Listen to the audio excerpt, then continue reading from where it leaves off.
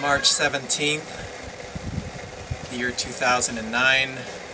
It's a beautiful Wednesday afternoon here in Mysore, and once again I'm up on the roof and reading once again from this classical Tibetan Buddhist text entitled Words of My Perfect Teacher. And it's by the very revered Rinpoche known as Patrul Rinpoche, who lived in the in the 19th century, so he was alive in the 1800s. And it's considered a really basic foundational text, and covers the most basic aspects of Tibetan Buddhism in a way that most people, most lay people, especially common people, can understand. So it's in that way it's very powerful and very practical.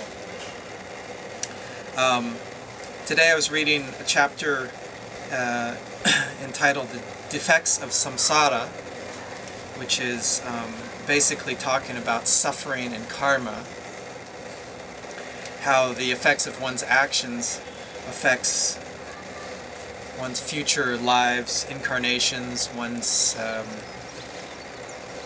general destiny. And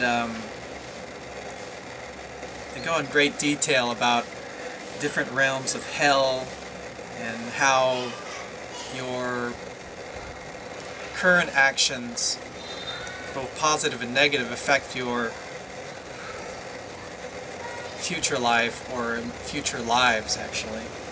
And it's beautiful because they go into great detail about how even the smallest little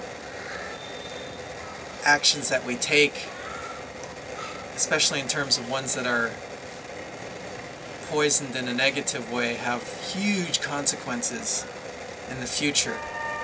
And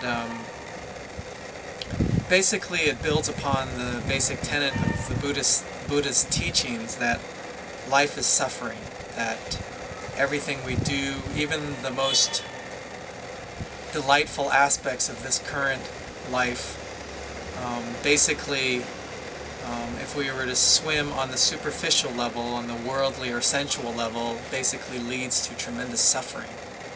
And from the Buddhist point of view, of course, in the whole idea of reincarnation or rebirth into other lives, that the consequences of our actions, and again particularly negative actions in this life, lead to tremendous amounts of pain and suffering in future rebirths.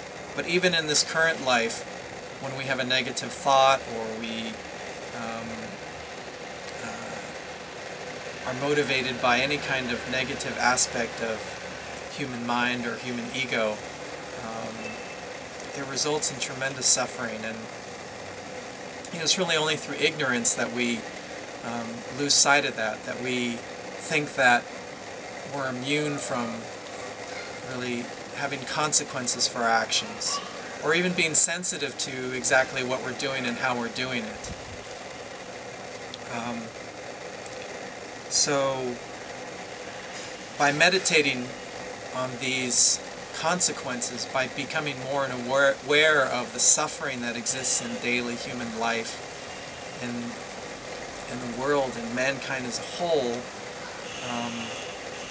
we can become much more clear that really the only true freedom, the only true happiness, the only true liberation comes through a spiritual life, on meditating on the nature of the self, the deeper levels of the self, the deeper levels of reality.